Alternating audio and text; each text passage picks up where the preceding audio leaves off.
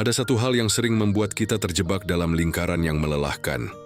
Keterikatan yang berlebihan pada sesuatu di luar diri kita. Entah itu pada orang, harta, status, atau bahkan pada ide tentang siapa kita seharusnya. Ikatan itu terasa seperti jangkar, seakan menahan kita untuk benar-benar bergerak bebas. Padahal, semakin kita menggenggam erat sesuatu, semakin besar pula rasa takut kehilangan yang tumbuh dalam diri. Dari situlah lahir kegelisahan, kecemasan, bahkan penderitaan yang tak jarang kita ciptakan sendiri. Filsafat Stoik mengajarkan bahwa kebebasan sejati bukan datang dari menguasai dunia, tetapi dari melepaskan diri dari kebutuhan untuk selalu memilikinya. Saat kita belajar menerima bahwa banyak hal berada di luar kendali kita, di sanalah lahir ketenangan. Kita tidak lagi diperbudak oleh keinginan atau ketakutan, melainkan mulai menemukan kekuatan untuk berdiri tegak dalam diri sendiri. Melepaskan bukan berarti kehilangan. Melepaskan berarti mengizinkan diri untuk hidup lebih ringan, lebih jernih, dan lebih utuh. Dan justru ketika kita tak lagi terikat, orang lain akan melihat ada sesuatu yang berbeda. Sebuah energi yang kuat, tenang, dan memikat. Saat kita tak menjadikan sesuatu sebagai obsesi, seringkali justru kitalah yang menjadi obsesi bagi mereka. Selamat datang di arah mindset. Arahkan pikiranmu, temukan ketenanganmu. Mari kita bahas lebih dalam bagaimana lepaskan ikatan dan jadi obsesinya bisa menjadi kunci kebebasan batin dan daya tarik sejati. Pernahkah kamu merasa hidup ini terasa lebih berat, bukan karena apa yang benar-benar menimpa kita, tetapi karena apa yang kita pegang terlalu erat?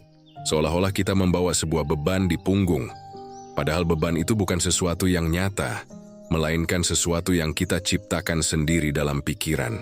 Inilah yang sering disebut sebagai ikatan, sebuah hubungan batin yang terlalu kuat dengan hal-hal di luar diri kita. Ikatan bisa berbentuk banyak hal. Seperti isyarat sipol dalam orang seperti pasangan, keluarga, atau sahabat. Ada ikatan pada benda, seperti harta, rumah, kendaraan, atau bahkan benda-benda kecil yang sebenarnya tak begitu penting. Ada juga ikatan pada identitas, bagaimana orang lain melihat kita, bagaimana status kita di mata masyarakat, atau bahkan pada ide tentang siapa kita seharusnya. Semakin dalam ikatan itu, semakin kita merasa bahwa hidup kita akan hancur bila sesuatu itu hilang dari genggaman kita. Masalahnya, ikatan ini seringkali tidak kita sadari. Kita menganggapnya wajar. Kita bilang, aku mencintai orang ini, tentu aku terikat padanya. Atau, aku bekerja keras untuk memiliki ini, tentu aku tak ingin kehilangannya. Kedengarannya masuk akal, bukan? Tapi jika kita mau berhenti sejenak dan melihat lebih jernih, kita akan menyadari sesuatu. Ikatan itu, meskipun lahir dari cinta, ambisi, atau rasa memiliki yang alami, seringkali berubah menjadi sumber penderitaan. Mengapa demikian? Karena semakin erat kita menggenggam sesuatu, semakin besar ketakutan kita untuk kehilangan.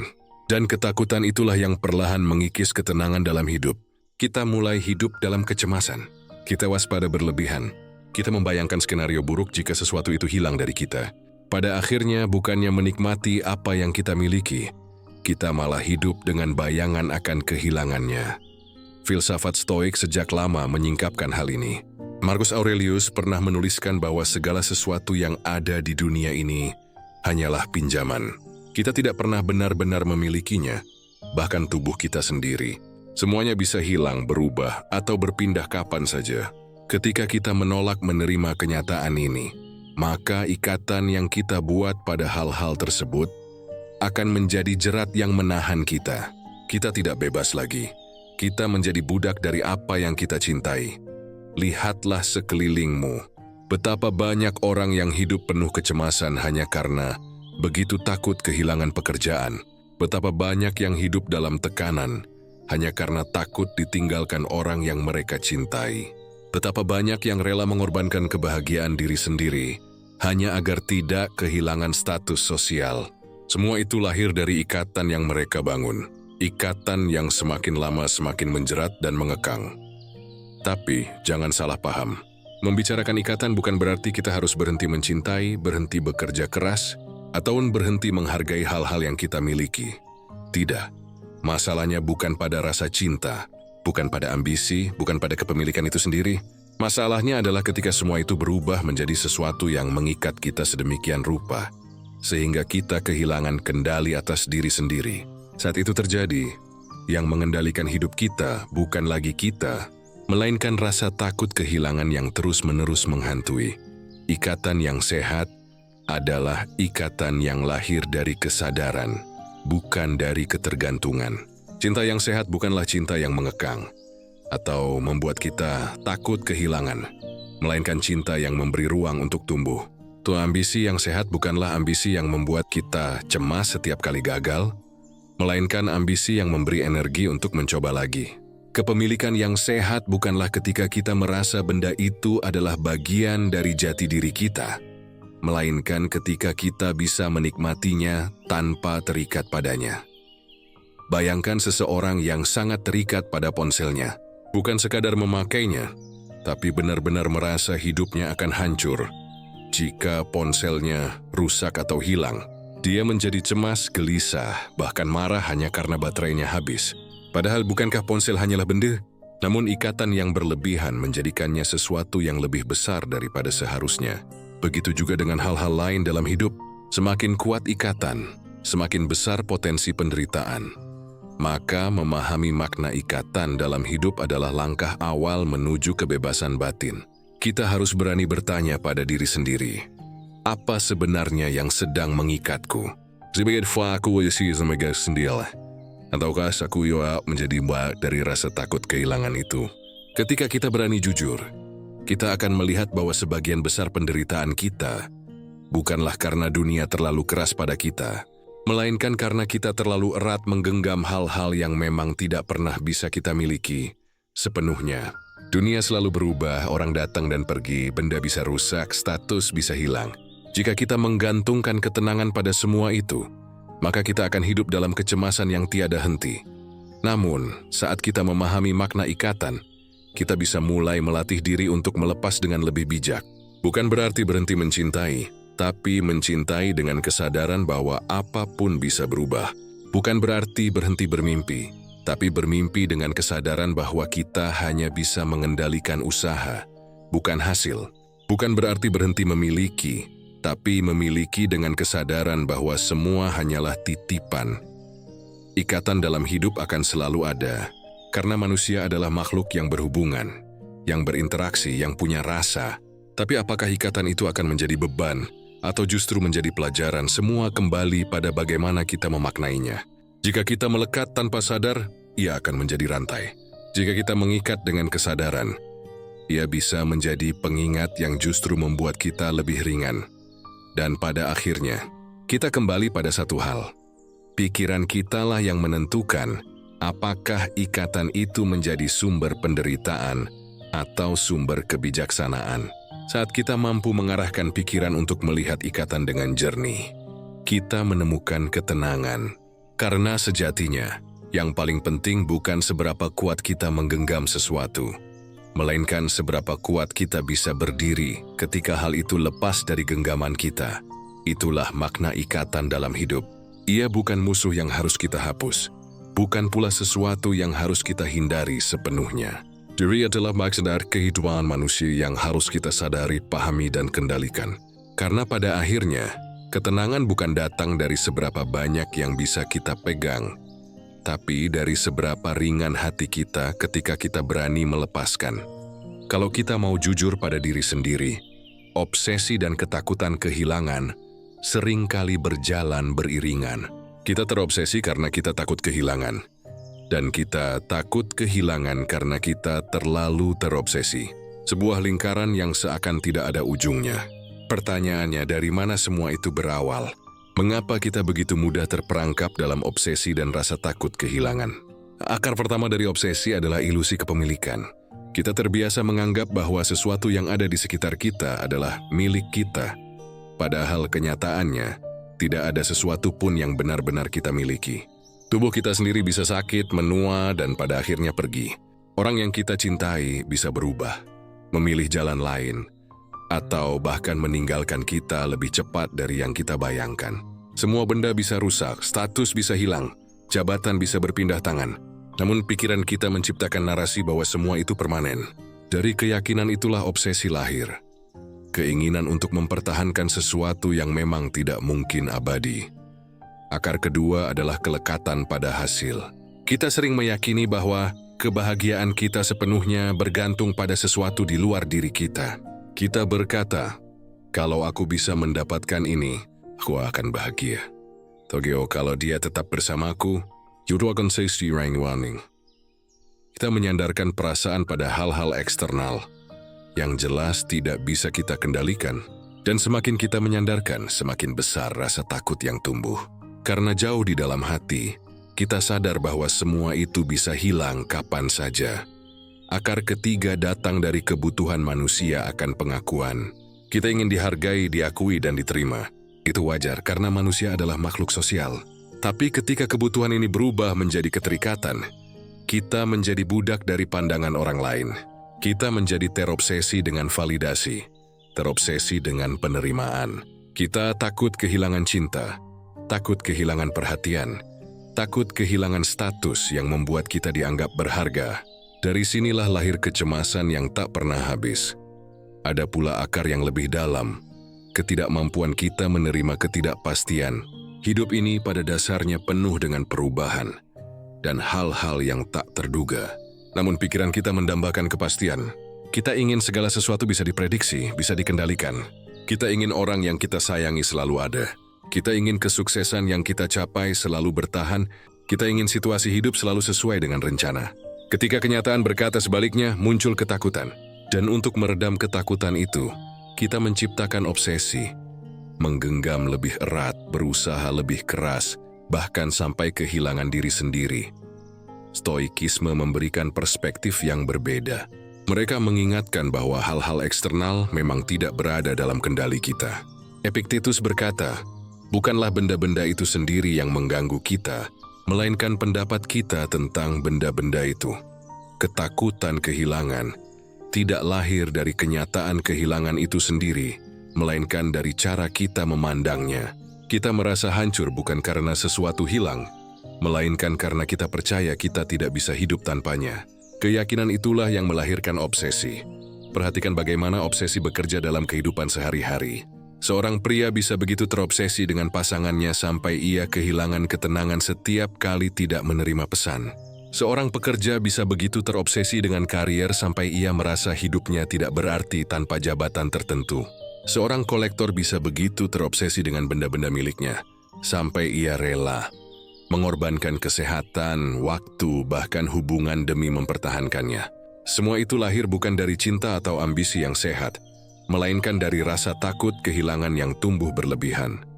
Lalu, bagaimana cara kita memutus akar obsesi ini? Pertama, dengan menerima kenyataan bahwa segala sesuatu bersifat sementara.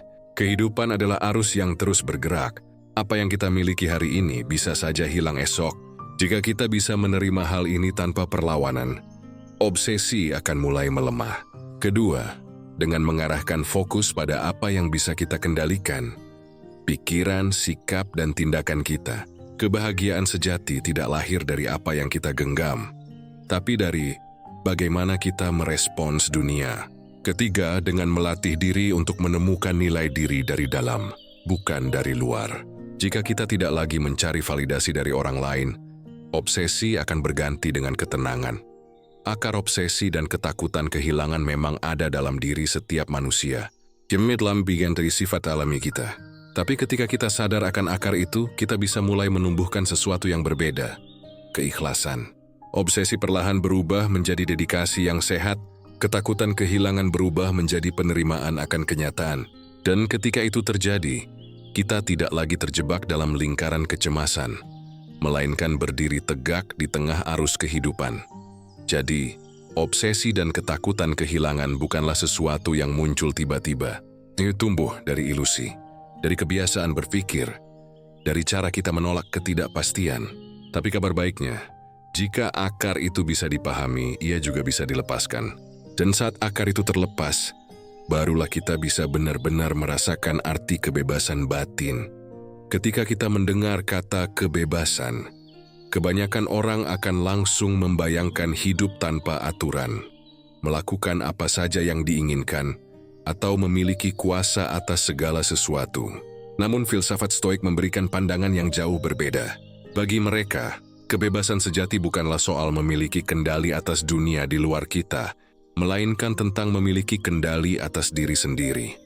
Kebebasan menurut Stoik bukanlah kebebasan dari aturan, melainkan kebebasan dari belenggu batin. Bukan kebebasan untuk memiliki segalanya, melainkan kebebasan dari kebutuhan untuk selalu memiliki. Bukan kebebasan dari penderitaan, melainkan kebebasan untuk tidak diperbudak oleh penderitaan itu. Dengan kata lain, kebebasan sejati lahir bukan ketika dunia berubah sesuai keinginan kita, melainkan ketika kita mampu menerima dunia apa adanya tanpa kehilangan ketenangan. Marcus Aurelius pernah menulis, "Kebahagiaan hidupmu tergantung pada kualitas pikiranmu." Dan dari sanalah letak kebebasan, di pikiran kita sendiri. Sebab apapun yang terjadi di luar, tidak sepenuhnya bisa kita kendalikan. Hujan turun atau tidak, orang mencintai kita atau meninggalkan kita, keberuntungan datang atau pergi, semuanya berada di luar kuasa kita. Tapi bagaimana kita memandang itu semua, bagaimana kita merespons, itulah yang sepenuhnya ada dalam kendali kita. Inilah inti dari kebebasan Stoik, kemampuan untuk menguasai reaksi kita. Kita mungkin tidak bisa mengatur apa yang dilakukan orang lain, tapi kita bisa memilih untuk tidak terbakar amarah. Kita mungkin tidak bisa menghentikan datangnya sakit atau kehilangan, tapi kita bisa memilih untuk tidak larut dalam keputusasaan. Kita mungkin tidak bisa mengendalikan hasil dari usaha kita, tapi kita bisa memastikan sikap kita tetap teguh, jujur, dan konsisten. Kebebasan Stoik juga berarti lepas dari keterikatan yang berlebihan, karena setiap ikatan yang terlalu erat akan menjadi pintu masuk bagi penderitaan. Bayangkan seseorang yang terikat pada harta, hidupnya hanya berputar pada bagaimana menambah kekayaan. Namun semakin besar kekayaannya, semakin besar pula ketakutannya kehilangan. Pada akhirnya, harta yang seharusnya melayani dia justru menjadi tuan yang mengikatnya. Stoik akan berkata, "Jangan biarkan apa yang kamu miliki mengendalikanmu. Nikmatilah tapi jangan terikat padanya." Begitu pula dengan hubungan. Stoik tidak pernah melarang untuk mencintai. Mereka bahkan menekankan pentingnya cinta yang tulus. Tapi mereka mengingatkan, jangan sampai cinta berubah menjadi belenggu. Karena saat kita terlalu takut kehilangan orang yang kita cintai, kita sebenarnya sudah kehilangan kebebasan. Kebebasan Stoik adalah mencintai dengan sepenuh hati, tapi tetap siap menerima perubahan, bahkan perpisahan. Karena itulah sifat alami kehidupan Epictetus, seorang filsuf Stoik, mengajarkan bahwa kita harus selalu memisahkan antara hal-hal yang berada di bawah kendali kita dan yang tidak. Pikiran, tindakan, pilihan itu milik kita. Tapi hasil, reaksi orang lain, nasib, bahkan tubuh kita sendiri, itu bukan milik kita. Kebebasan sejati ada ketika kita menaruh energi hanya pada hal-hal yang memang bisa kita kendalikan, dan mengikhlaskan sisanya. Dengan cara itu, kita tidak lagi diperbudak oleh hal-hal di luar diri. Coba bayangkan hidup tanpa prinsip ini. Kita akan terus dihantui kecemasan, karena berusaha mengatur hal-hal yang memang tidak pernah bisa kita pegang. Kita akan terus kecewa, karena berharap dunia berlaku sesuai keinginan kita. Tapi saat kita menerapkan cara pandang Stoik, kita mulai merasakan kebebasan batin. Dunia boleh bergerak liar, tapi jiwa kita tetap tenang. Kebebasan menurut Stoik bukan berarti tidak merasakan emosi. Nergandap mengajarkan bahwa tua menjadi dingin seperti batu. Timilisme mengajarkan bagaimana emosi tidak menjadi penguasa dalam diri kita. Marah boleh datang, tapi jangan sampai marah menguasai. Sedih boleh hadir, tapi jangan biarkan kesedihan menenggelamkan. Kita menerima emosi apa adanya, tapi kita tetap menjadi pengemudi dari hidup kita sendiri. Itulah kebebasan, dan kebebasan ini memberi dampak luar biasa. Orang yang benar-benar bebas tidak mudah digoyahkan oleh hinaan maupun pujian. Mereka tidak bergantung pada sanjungan untuk merasa berharga, dan tidak runtuh hanya karena kritik. Mereka juga tidak lagi dikuasai oleh keinginan berlebihan atau ketakutan yang membelenggu. Mereka bisa menikmati dunia, tapi tetap berdiri tegak meski dunia mengambil segalanya. Kebebasan Stoik adalah kebebasan yang paling dalam. Kebebasan untuk tetap setia pada diri sendiri, apapun yang terjadi.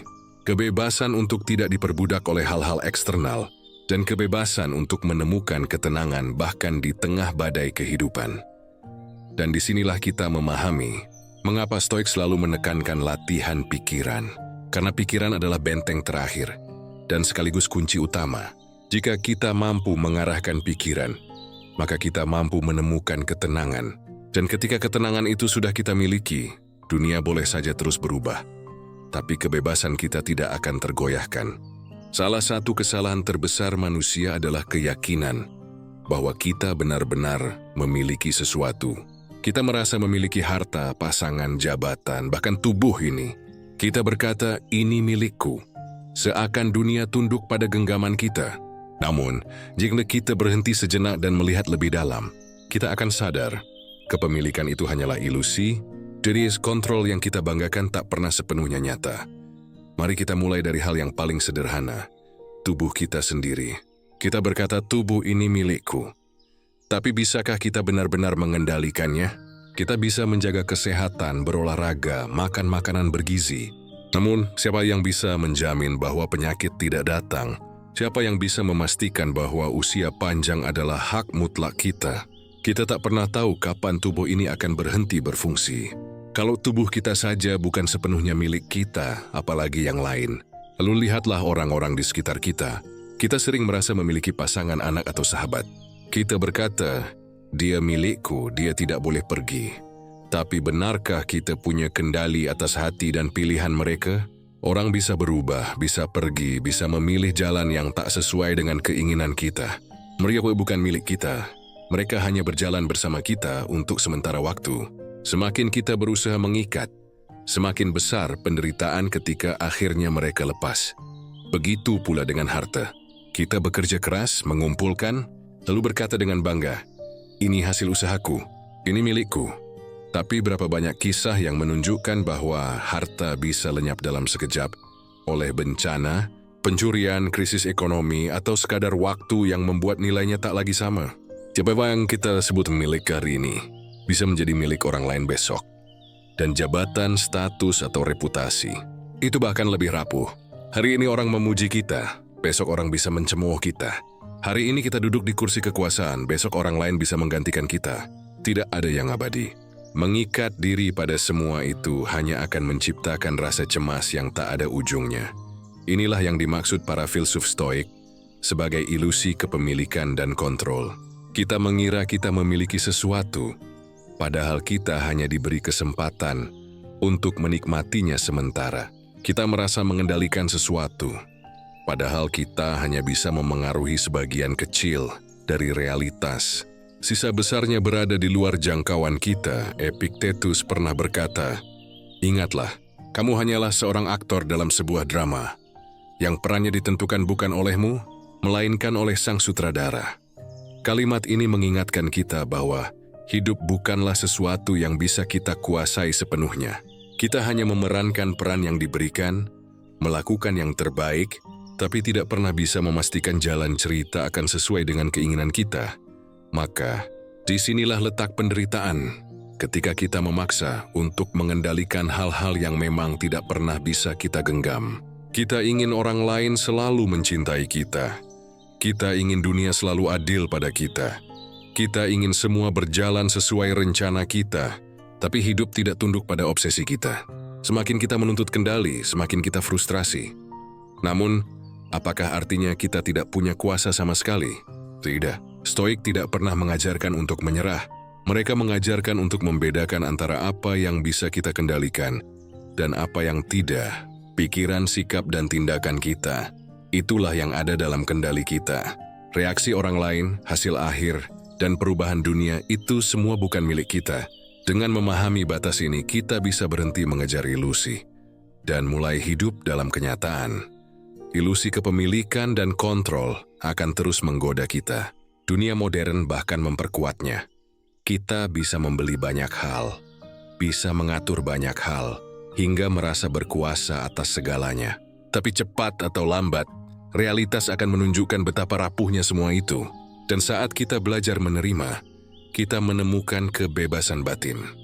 Karena pada akhirnya, kita tidak pernah benar-benar memiliki apapun. Kita hanya diberi kesempatan singkat untuk menjaganya, menikmatinya, lalu melepaskannya. Semakin cepat kita menerima kenyataan ini, semakin ringan langkah kita menjalani hidup. Dan disitulah letak ketenangan. Bukan pada menggenggam lebih erat, melainkan pada keberanian untuk melepaskan. Banyak orang salah paham ketika mendengar kata melepas. Mereka menganggap melepas sama dengan menyerah, mundur, atau berhenti berjuang. Padahal, melepas dalam pengertian yang mendalam bukanlah tanda kelemahan. Justru, ia adalah wujud keberanian tertinggi. Keberanian untuk menerima kenyataan, keberanian untuk tidak lagi diperbudak oleh keterikatan, dan keberanian untuk berdiri tegak meskipun sesuatu yang kita cintai telah pergi dari genggaman. Coba kita renungkan, berapa banyak orang yang bertahan dalam situasi yang jelas-jelas menyakitkan hanya karena takut kehilangan. Berapa banyak yang tetap menggenggam erat sesuatu yang sudah seharusnya dilepaskan, entah itu hubungan, jabatan, harta, atau bahkan luka masa lalu. Mengisi manis kalau aku melepaskannya, berarti aku kalah. Padahal sesungguhnya dengan terus menggenggam, mereka justru sedang mengalah pada ketakutan mereka sendiri. Melepaskan tidak pernah berarti berhenti mencintai atau berhenti peduli. Melepaskan adalah memahami bahwa cinta yang sehat bukanlah tentang mengekang, tapi tentang memberi ruang. Bahwa kepemilikan sejati bukanlah menggenggam erat, tapi bisa menikmati tanpa terikat. Bahwa hidup bukanlah soal mempertahankan segalanya, melainkan tahu kapan harus mengizinkan sesuatu pergi agar kita bisa tumbuh. Dalam filsafat Stoik, melepaskan adalah bentuk hidup sesuai dengan alam. Alam terus bergerak, segala sesuatu berubah. Tidak ada yang abadi. Kita hanya aktor yang memainkan peran kita sebaik mungkin. Lalu menerima ketika panggung berganti. Menolak perubahan hanya akan melahirkan penderitaan. Sebaliknya, menerima perubahan adalah jalan menuju kebebasan batin. Epictetus pernah berkata, "Jangan menuntut agar segala sesuatu terjadi seperti yang kau inginkan. Tapi inginkanlah agar segala sesuatu terjadi sebagaimana adanya. Maka bahwa hidupmu akan tenang." Kalimat ini adalah kunci dari makna melepas. Melepas bukanlah berhenti berharap, melainkan berhenti menuntut, agar hidup selalu sesuai dengan rencana kita. Melepas adalah mengubah perspektif, dari berusaha menguasai dunia, menjadi berusaha menguasai diri sendiri. Mungkin ada yang bertanya, kalau begitu, apakah artinya kita tidak perlu berjuang? Tidak. Stoik tidak pernah mengajarkan kita untuk pasrah tanpa usaha. Mereka mengajarkan kita untuk berjuang sekuat tenaga, tapi sekaligus siap menerima hasil apapun yang datang. Kita menanam benih, merawatnya, memberi pupuk, itu semua ada dalam kendali kita. Tapi apakah benih itu tumbuh sesuai harapan, berbuah lebat atau mati karena cuaca buruk? Itu bukan kendali kita. Dan disitulah kita belajar melepaskan juga, berarti berdamai dengan diri sendiri. Betapa sering kita mengikat diri pada kesalahan masa lalu, pada penyesalan, pada rasa bersalah yang tak kunjung usai. Kita terus menghukum diri, seakan dengan begitu kita bisa mengubah yang sudah terjadi. Padahal yang lalu tidak akan pernah kembali.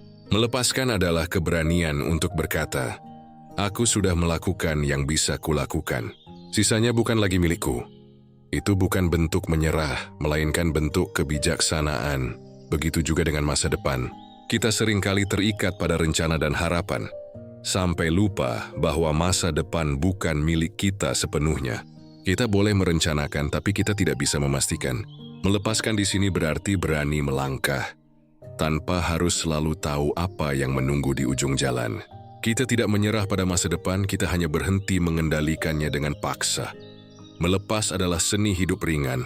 Semakin kita bisa melepas, semakin luas ruang dalam hati untuk menerima hal-hal baru. Bayangkan sebuah tangan yang terus menggenggam erat sesuatu. Tangan itu tak lagi punya ruang untuk menerima hadiah lain. Begitu pula dengan hati kita. Jika kita terus menggenggam apa yang sudah seharusnya pergi, kita menutup pintu bagi kesempatan lain yang mungkin lebih baik. Jadi, melepaskan bukanlah tanda kekalahan, melainkan tanda kematangan. Bukan tanda berhenti, melainkan tanda siap melanjutkan hidup dengan hati yang lebih lapang. Bukan tanda lemah, melainkan tanda kuat, karena hanya mereka yang berani menerima kenyataan yang bisa benar-benar tenang. Dan disinilah kita kembali pada inti stoikisme, kebebasan batin. Kebebasan itu bukan datang ketika dunia tunduk pada kita, tapi ketika kita tidak lagi terikat pada dunia. Melepaskan bukan berarti menyerah pada hidup, melainkan justru memilih untuk hidup dengan penuh kesadaran. Karena pada akhirnya, bukan seberapa kuat kita bisa menggenggam yang menentukan kualitas hidup kita, tapi seberapa tulus kita bisa melepas tanpa kehilangan diri kita sendiri. Ada sebuah paradoks dalam hidup yang seringkali membingungkan kita. Semakin keras kita berusaha menggenggam sesuatu, semakin besar kemungkinan hal itu menjauh. Sebaliknya, ketika kita berhenti menggenggam, berhenti memaksa, justru hal itu seringkali datang mendekat dengan sendirinya. Inilah yang disebut sebagai paradoks daya tarik. Kita tidak menjadi menarik ketika kita terobsesi. Justru kita menjadi menarik ketika kita mampu melepaskan. Mari kita lihat dalam hubungan manusia. Pernahkah kamu memperhatikan bagaimana seseorang yang terlalu menuntut perhatian, yang selalu gelisah jika pasangannya tidak segera membalas pesan, justru membuat hubungan terasa sesak? Obsesi semacam itu bukan hanya mengekang diri sendiri, tapi juga membuat orang lain merasa terbebani. Derirnya Cilihualik semakin dekat, pasangan justru ingin menjauh. Namun mereka yang bisa mencintai dengan tenang, tanpa menuntut, tanpa terikat pada kecemasan, justru terlihat memikat. Ada sesuatu yang alami dari orang yang tidak mengikat, tapi tetap hadir dengan tulus. Paradoks ini juga berlaku dalam aspek lain, seperti kesuksesan atau pengakuan. Ketika seseorang terobsesi dengan pengakuan, ia bisa terlihat gelisah, memaksakan diri, dan kehilangan ketulusan. Namun, ketika seseorang bekerja dengan ikhlas, fokus pada proses dan tidak terikat pada hasil, justru dari sanalah pengakuan datang. Dunia seakan lebih tertarik pada mereka yang berjalan ringan, bukan pada mereka yang berlari panik mengejar validasi. Filsafat Stoik memberi penjelasan yang mendalam tentang hal ini. Menurut mereka, daya tarik alami muncul ketika seseorang hidup selaras dengan alam, ketika ia tidak diperbudak oleh keinginan atau ketakutan. Orang seperti ini memancarkan ketenangan yang sulit dijelaskan, tapi bisa dirasakan. Kita menyebutnya karisma, aura, atau bahkan energi. Padahal sumbernya sederhana. Mereka tidak sedang berusaha memaksa dunia. Mereka hanya hadir dengan utuh, menerima kenyataan, dan menjalani hidup apa adanya. Mengapa ketenangan bisa begitu menarik? Karena ia langka. Di dunia yang penuh kegelisahan, seseorang yang mampu duduk tenang menjadi seperti oase di tengah gurun. Di tengah orang-orang yang sibuk mengejar, seseorang yang tidak mengejar justru tampak memikat. Mereka tidak bergantung pada orang lain untuk merasa berharga. Dan justru karena itu, orang lain merasa tertarik untuk mendekat. Paradoks daya tarik ini juga mengajarkan kita sesuatu yang penting. Obsesi bukan hanya melemahkan diri, tapi juga mengurangi daya tarik kita. Saat kita terlalu cemas, terlalu ingin memiliki, energi itu akan terasa oleh orang lain. Sebaliknya, ketika kita bisa melepaskan, kita memancarkan rasa percaya diri yang tenang. Kita tidak lagi mengejar, kita hanya berjalan dengan pasti, dan dunia merespons dengan cara yang mengejutkan. Ia seringkali justru mendekat. Namun melepaskan bukan berarti tidak peduli. Banyak orang salah paham dan mengira bahwa tidak mengikat berarti dingin atau apatis. Padahal stoikisme tidak pernah mengajarkan kita untuk mati rasa. Stoikisme mengajarkan kita untuk merasakan sepenuhnya, mencintai sepenuhnya, bekerja sepenuhnya, tapi tanpa diperbudak oleh hasil atau rasa takut kehilangan. Itulah yang membuat energi kita terasa berbeda. Kita peduli tapi tidak cemas. Kita hadir tapi tidak menuntut. Dan dari sinilah muncul daya tarik sejati. Orang tidak tertarik pada mereka yang memaksa, tapi pada mereka yang otentik. Orang tidak terpikat oleh mereka yang sibuk mengejar validasi, tapi oleh mereka yang sudah berdamai dengan diri sendiri. Daya tarik sejati bukanlah hasil dari strategi manipulasi, melainkan buah dari ketenangan batin. Bayangkan dua orang. Yang pertama selalu gelisah, takut ditinggalkan, takut gagal, takut tidak disukai. Yang kedua tenang, menerima apapun yang datang tapi tetap memberi yang terbaik. Siapa yang lebih memikat? Jelas yang kedua, bukan karena ia berusaha memikat, tapi justru karena ia tidak berusaha sama sekali. Ia hanya hidup selaras dengan dirinya sendiri. dan itu memancarkan sesuatu yang tidak bisa dipalsukan. Inilah paradoks daya tarik. Saat kita berhenti terikat, justru orang lain yang terikat pada kita. Saat kita tidak menjadikan sesuatu sebagai obsesi, justru kitalah yang menjadi obsesi. Karena dalam ketenangan ada kekuatan. Dalam kelepasaan ada daya tarik yang tidak terlihat, tapi bisa dirasakan oleh siapa saja yang berada di dekatnya. Maka, jika kita ingin menjadi pribadi yang memikat, kita tidak perlu sibuk memaksakan diri. Yang perlu kita lakukan hanyalah belajar melepaskan. Lepaskan obsesi, lepaskan keterikatan, lepaskan rasa takut kehilangan. Hiduplah dengan ringan, hadir dengan utuh, dan dunia akan menanggapi dengan cara yang mengejutkan. Karena pada akhirnya, daya tarik sejati bukanlah tentang apa yang kita kejar, melainkan tentang apa yang kita lepaskan. Semakin kita ringan, semakin orang lain merasa ingin mendekat. Semakin kita tenang, semakin dunia merasa nyaman berada di sisi kita. Dan disitulah letak kekuatan paradoks ini. Tidak mengikat, tapi justru menarik. Ada sebuah paradoks dalam hidup yang seringkali membingungkan kita. Semakin keras kita berusaha menggenggam sesuatu, semakin besar kemungkinan hal itu menjauh. Sebaliknya, ketika kita berhenti menggenggam, berhenti memaksa, justru hal itu seringkali datang mendekat dengan sendirinya. Inilah yang disebut sebagai paradoks daya tarik. Kita tidak menjadi menarik ketika kita terobsesi. Justru kita menjadi menarik ketika kita mampu melepaskan. Mari kita lihat dalam hubungan manusia. Pernahkah kamu memperhatikan bagaimana seseorang yang terlalu menuntut perhatian, yang selalu gelisah jika pasangannya tidak segera membalas pesan, justru membuat hubungan terasa sesak? Jadi obsesi semacam itu bukan hanya mengekang diri sendiri, tapi juga membuat orang lain merasa terbebani. Akhirnya, alih-alih semakin dekat, pasangan justru ingin menjauh. Namun mereka yang bisa mencintai dengan tenang, tanpa menuntut, tanpa terikat pada kecemasan, justru terlihat memikat. Ada sesuatu yang alami dari orang yang tidak mengikat, tapi tetap hadir dengan tulus. Paradoks ini juga berlaku dalam aspek lain, seperti kesuksesan atau pengakuan. Ketika seseorang terobsesi dengan pengakuan, ia bisa terlihat gelisah, memaksakan diri, dan kehilangan ketulusan. Namun ketika seseorang bekerja dengan ikhlas, fokus pada proses, dan tidak terikat pada hasil, justru dari sanalah pengakuan datang. Dunia seakan lebih tertarik pada mereka yang berjalan ringan, bukan pada mereka yang berlari panik mengejar validasi. Filsafat Stoik memberi penjelasan yang mendalam tentang hal ini. Menurut mereka, daya tarik alami muncul ketika seseorang hidup selaras dengan alam. Ketika ia tidak diperbudak oleh keinginan atau ketakutan, orang seperti ini memancarkan ketenangan yang sulit dijelaskan, tapi bisa dirasakan. Kita menyebutnya karisma, aura, atau bahkan energi. Padahal sumbernya sederhana. Mereka tidak sedang berusaha memaksa dunia. Mereka hanya hadir dengan utuh, menerima kenyataan dan menjalani hidup apa adanya. Mengapa ketenangan bisa begitu menarik? Karena ia langka. Di dunia yang penuh kegelisahan, seseorang yang mampu duduk tenang menjadi seperti oase di tengah gurun. Di tengah orang-orang yang sibuk mengejar, seseorang yang tidak mengejar justru tampak memikat. Mereka tidak bergantung pada orang lain untuk merasa berharga. Dan justru karena itu, orang lain merasa tertarik untuk mendekat. Paradoks daya tarik ini juga mengajarkan kita sesuatu yang penting. Obsesi bukan hanya melemahkan diri, tapi juga mengurangi daya tarik kita. Saat kita terlalu cemas, terlalu ingin memiliki, energi itu akan terasa oleh orang lain.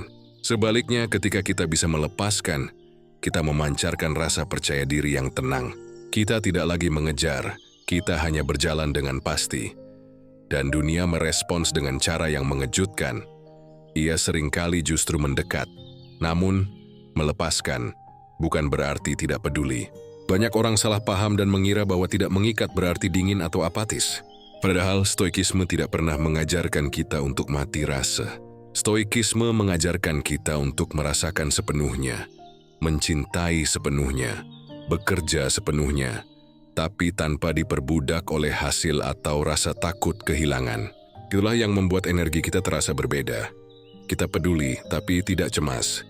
Kita hadir, tapi tidak menuntut. Dan dari sinilah muncul daya tarik sejati. Orang tidak tertarik pada mereka yang memaksa, tapi pada mereka yang otentik. Orang tidak terpikat oleh mereka yang sibuk mengejar validasi, tapi oleh mereka yang sudah berdamai dengan diri sendiri.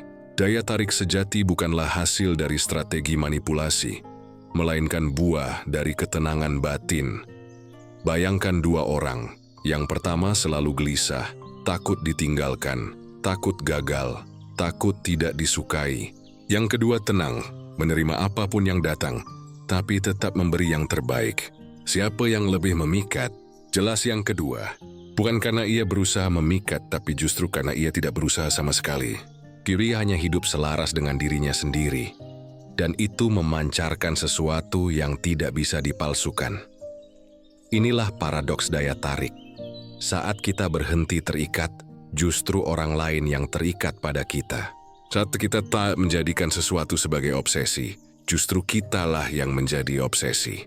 Karena dalam ketenangan ada kekuatan, dalam kelepasan ada daya tarik yang tidak terlihat, tapi bisa dirasakan oleh siapa saja yang berada di dekatnya. Maka, jika kita ingin menjadi pribadi yang memikat, kita tidak perlu sibuk memaksakan diri. Dan yang perlu kita lakukan hanyalah belajar melepaskan. Lepaskan obsesi, lepaskan keterikatan, lepaskan rasa takut kehilangan. Hiduplah dengan ringan, hadir dengan utuh, dan dunia akan menanggapi dengan cara yang mengejutkan. Karena pada akhirnya, daya tarik sejati bukanlah tentang apa yang kita kejar, melainkan tentang apa yang kita lepaskan. Semakin kita ringan, semakin orang lain merasa ingin mendekat. Semakin kita tenang, semakin dunia merasa nyaman berada di sisi kita. Dan disitulah letak kekuatan paradoks ini. Tidak mengikat, tapi justru menarik. Ada satu hal yang sering disalahpahami banyak orang. Mereka ingin menjadi pusat perhatian, ingin dikagumi, bahkan ingin menjadi obsesi orang lain. Tapi cara yang mereka tempuh seringkali salah. Mereka berpura-pura menjadi sesuatu yang bukan dirinya. Menampilkan topeng, berusaha terlihat sempurna di mata orang lain. Padahal, justru dengan cara itulah mereka kehilangan daya tarik yang sebenarnya. Karena obsesi sejati tidak lahir dari kepura-puraan, melainkan dari otentisitas. Kita semua bisa merasakan perbedaan antara seseorang yang jujur pada dirinya sendiri dengan seseorang yang penuh kepalsuan. Orang yang otentik tidak perlu berusaha keras untuk terlihat istimewa. Keberadaannya saja sudah membawa rasa tenang dan yakin. Sementara orang yang berpura-pura, meski secantik atau sepintar apapun penampilannya, selalu meninggalkan jejak keraguan. Ada getaran gelisah yang muncul ketika seseorang berusaha menjadi sesuatu yang bukan dirinya. Otentik berarti berani hadir apa adanya. Tidak berarti tanpa kekurangan, tapi justru berani menunjukkan bahwa kekurangan itu ada. Orang yang otentik tidak takut terlihat rapuh, tidak takut mengakui bahwa ia belum sempurna, dan tidak takut menjalani hidup sesuai dengan prinsipnya, meski itu membuatnya berbeda dari kebanyakan orang. Dan anehnya, justru hal itulah yang membuat mereka begitu memikat. Filsafat Stoik mengajarkan bahwa kebahagiaan sejati datang dari hidup sesuai dengan kodrat dan nilai kita, bukan dari mencoba menyesuaikan diri dengan ekspektasi orang lain. Ketika kita hidup selaras dengan prinsip itu, kita memancarkan energi yang jujur. Orang lain bisa merasakannya, meski mereka tidak selalu bisa menjelaskannya dengan kata-kata. Kita menjadi obsesi bukan karena kita sedang berusaha menarik, tapi karena kita benar-benar utuh dalam diri kita sendiri. Perhatikan bagaimana orang yang benar-benar otentik berjalan di dunia ini. Mereka tidak sibuk membuktikan apapun. Mereka tidak menghabiskan energi untuk bersaing dengan semua orang. Mereka tidak membangun citra palsu hanya untuk disukai. Mereka hadir dengan kesadaran penuh. Mereka berbicara dengan tulus dan mereka berperilaku sesuai dengan hati nurani mereka. Dari situlah muncul daya tarik yang tidak bisa ditiru. Orang yang berpura-pura mungkin bisa mengesankan sesaat. Mereka bisa memikat dengan kata-kata manis, tampilan luar, atau strategi yang dibuat-buat. Tapi semua itu rapuh, cepat runtuh ketika diuji oleh waktu. Sebaliknya, orang yang otentik semakin lama semakin memikat. Karena orang di sekitarnya tahu, apa yang mereka lihat adalah apa adanya. Tidak sih ada topeng, tidak ada permainan, hanya ketulusan. Menjadi otentik juga berarti tidak menjadikan orang lain sebagai pusat kendali hidup. Kita tidak lagi sibuk mengejar pengakuan, tidak lagi hidup dari validasi luar. Kita hidup dari keyakinan dalam, dari nilai yang kita pegang teguh. Cuma ironisnya, ketika kita berhenti mengejar pengakuan, justru orang lainlah yang mengakui kita. Ketika kita berhenti mencari obsesi, justru kitalah yang menjadi obsesi. Banyak orang ingin menjadi magnet, tapi lupa bahwa magnet tidak pernah mengejar logam. Logamlah yang datang mendekat dengan sendirinya. Magnet hanya perlu menjadi dirinya sendiri. Begitu pula dengan kita. Kita tidak perlu sibuk mengejar perhatian. Kita hanya perlu menjadi diri kita yang utuh, dan perhatian akan datang dengan sendirinya. Marcus Aurelius pernah menulis, "Jika kamu ingin dihormati, berhentilah mengejar penghormatan." Maksudnya jelas kehormatan, perhatian, bahkan cinta sejati tidak bisa dipaksa. Yesus datang kepada mereka yang hidup dengan ketulusan. Mereka yang berani jujur dengan dirinya sendiri, tanpa kepura-puraan, tanpa obsesi untuk terlihat lebih dari yang sebenarnya. Ingatlah, obsesi sejati lahir bukan dari kesempurnaan palsu, tapi dari keberanian untuk menjadi nyata. Orang-orang akan terpesona pada kejujuranmu, pada cara kamu berdiri dengan prinsipmu, pada cara kamu tetap tenang meski dunia berusaha menarikmu ke arah lain. Maka, jika kamu ingin menjadi obsesi, jangan kejar obsesi itu sendiri. Kejarlah keutuhan dirimu. Jangan habiskan energi untuk membangun topeng. Gunakan energimu untuk menemukan siapa dirimu sebenarnya. Dan jalani hidup sesuai dengan itu. Karena hanya dengan cara itu, kamu tidak hanya akan terlihat memikat, tapi juga akan bertahan lama dalam hati dan pikiran orang lain. Menjadi obsesi bukanlah soal berpura-pura, tapi soal otentik. Bukan soal menjadi yang paling sempurna, tapi soal berani menjadi nyata. Dan dalam kenyataan itu, ada daya tarik yang tidak bisa ditiru, tidak bisa dipalsukan, dan tidak bisa diabaikan. Karena otentisitas adalah magnet yang paling kuat. Melepaskan seringkali terdengar indah sebagai konsep, tapi terasa sulit saat dipraktikkan. Kita tahu bahwa hidup akan lebih tenang jika kita tidak terlalu menggenggam. Kita tahu bahwa keterikatan berlebihan hanya membuat batin gelisah. Namun begitu kenyataan mengetuk, kita sering kembali terjebak. Kita masih sulit melepaskan orang yang kita cintai. Masih berat meninggalkan ambisi yang tak tercapai. Masih bimbang untuk menerima kenyataan yang berbeda dari harapan. Lalu bagaimana caranya benar-benar melatih diri untuk melepaskan dalam kehidupan sehari-hari? Pertama, kita perlu memahami bahwa melepaskan bukanlah tindakan sekali jadi, melainkan latihan yang terus-menerus. Sama seperti tubuh yang perlu olahraga agar tetap sehat, pikiran pun perlu latihan agar terbiasa tidak menggenggam terlalu erat. Dan latihan itu dimulai dari hal-hal kecil. Latihan pertama adalah menerima ketidakpastian. Hidup ini tidak pernah bisa kita rencanakan 100%. Hari ini kita bisa sehat, besok bisa sakit. Hari ini ada pekerjaan, besok bisa hilang. Jika setiap kali perubahan datang kita panik, itu artinya kita masih terlalu melekat pada kendali yang semu. Latihlah diri dengan kalimat sederhana. Aku sudah melakukan yang bisa kulakukan, sisanya biarlah berjalan sebagaimana mestinya. Ulangi itu ketika sesuatu tidak sesuai harapan. Latihan kedua adalah melepas keinginan yang berlebihan. Keinginan adalah bagian alami dari hidup. Tapi ketika ia berubah menjadi obsesi, ia justru mengekang. Mulailah dari hal kecil. Misalnya saat berbelanja, tanyakan pada diri sendiri, apakah aku benar-benar butuh ini? Atau aku hanya ingin terlihat lebih baik di mata orang lain? Setiap kali kita memilih kesederhanaan, kita sedang melatih hati untuk tidak menggantungkan kebahagiaan pada hal di luar diri. Latihan ketiga adalah berdamai dengan masa lalu. Banyak orang terjebak karena tidak bisa melepaskan kenangan buruk. Mereka terus mengulang luka lama di kepala, berharap bisa mengubah sesuatu yang sudah tidak mungkin diubah. Padahal semakin kita mengulang, semakin kita menderita. Stoikisme mengajarkan bahwa masa lalu tidak bisa disentuh lagi. Ia hanya bisa dijadikan pelajaran. Maka setiap kali kenangan muncul, ucapkan, itu sudah terjadi. Ya, tidak bisa mengubahnya, tapi aku bisa belajar darinya.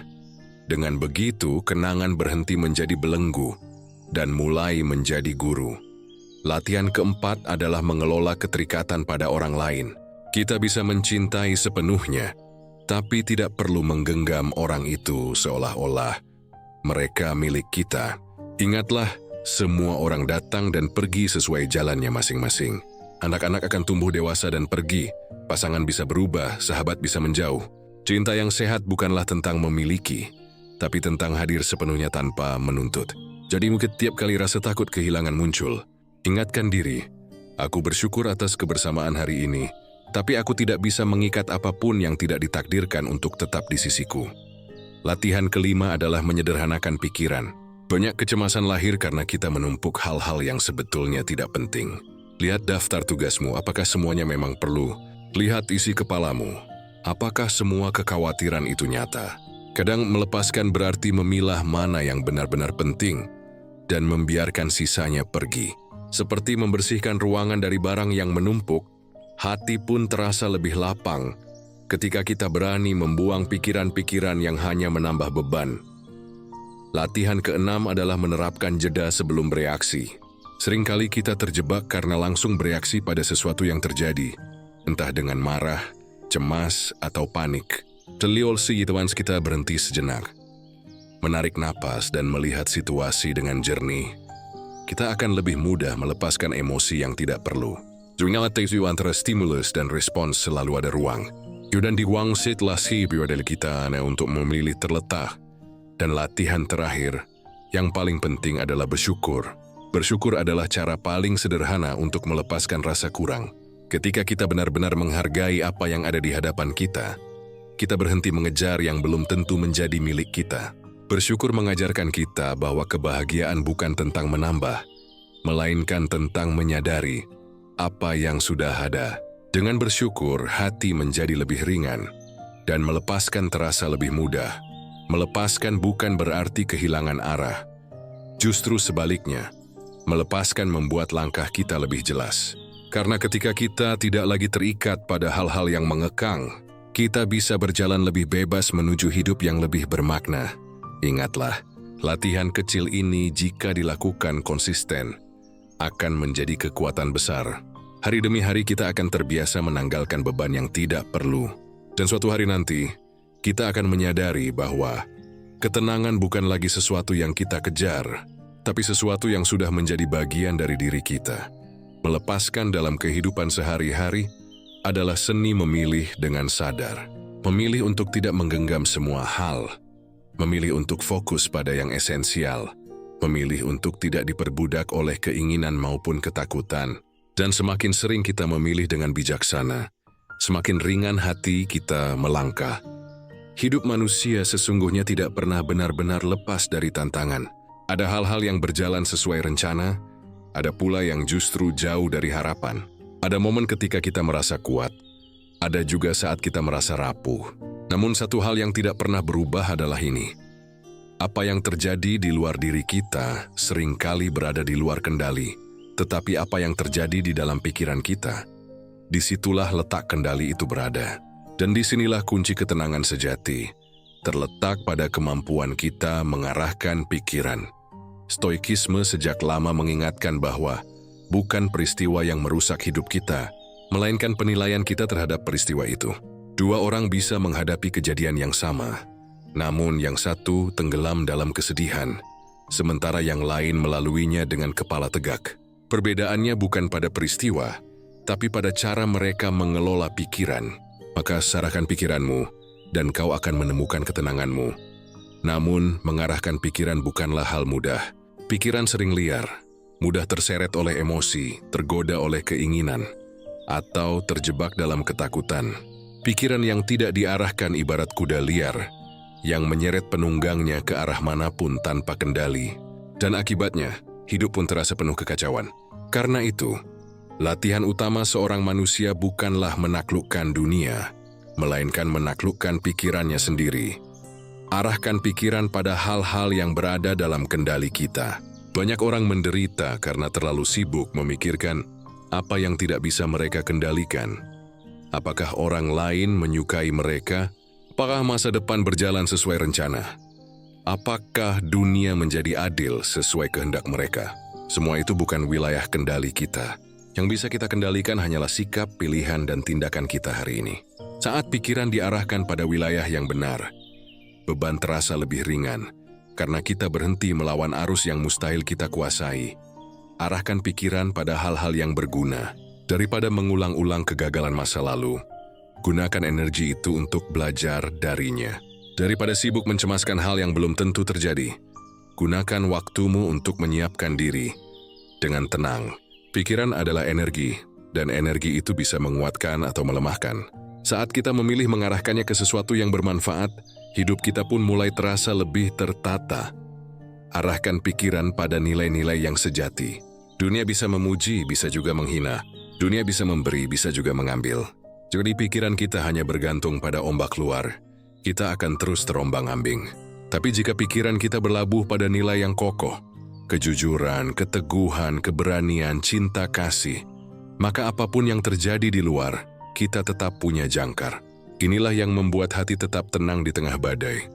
Dan jangan lupa arahkan pikiran pada rasa syukur. Betapa sering kita melupakan hal-hal sederhana yang sebenarnya menjadi sumber kebahagiaan. Kita sibuk mengejar yang belum ada, sampai lupa mensyukuri yang sudah ada. Padahal ketenangan justru lahir dari kesadaran akan kelimpahan kecil yang sering kita anggap sepele. Udara yang kita hirup, tubuh yang masih berfungsi, orang-orang yang peduli pada kita. Dengan syukur, pikiran berhenti menuntut lebih, dan hati mulai beristirahat. Mengapa semua ini penting? Karena pikiran adalah pusat segalanya. Tubuh kita mengikuti arah pikiran. Emosi kita lahir dari cara pikir kita. Bahkan, kualitas hidup kita ditentukan oleh bagaimana kita menafsirkan dunia lewat pikiran. Jika pikiran kita kacau, hidup terasa kacau. Jika pikiran kita tenang, hidup terasa ringan. Arahkan pikiranmu dan kau akan menemukan ketenanganmu. Inilah bukan sekadar slogan, tapi prinsip hidup. Sebab ketenangan tidak datang dari dunia yang sempurna, melainkan dari batin yang mampu menerima dunia apa adanya. Tugas kita bukan mengubah semua yang ada di luar, tapi menguasai kerajaan kecil di dalam diri, pikiran kita sendiri. Maka, ketika hidup terasa berat, berhentilah sejenak, tarik napas dalam-dalam. Tanyakan pada dirimu, apakah pikiranku sedang mengarah ke tempat yang benar? Jika tidak, luruskan kembali. Ingatkan dirimu bahwa hanya dengan pikiran yang terarah, hati bisa tenang.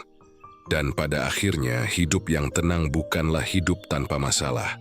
Hidup yang tenang adalah hidup yang dijalani dengan pikiran yang terarah, sehingga masalah tidak lagi menguasai kita.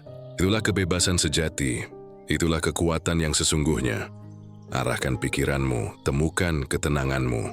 Karena hanya dengan begitu, kita bisa berjalan lebih ringan, lebih damai, dan lebih utuh dalam menghadapi setiap langkah kehidupan.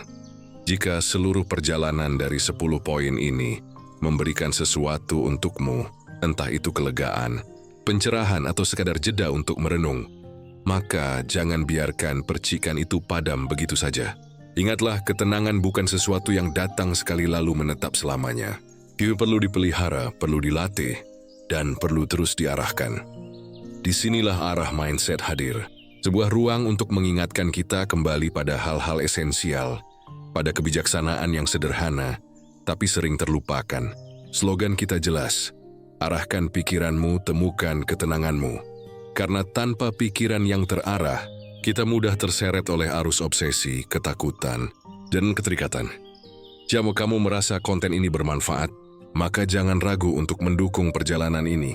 Ikuti terus setiap pembahasan. Bagikan kepada mereka yang mungkin sedang mencari ketenangan, dan jadilah bagian dari perjalanan kecil menuju batin yang lebih damai. Karena ketenangan bukan hanya milik sebagian orang, ia adalah hak setiap manusia. Dan perjalanan itu dimulai dari satu langkah kecil, berani mengarahkan pikiranmu.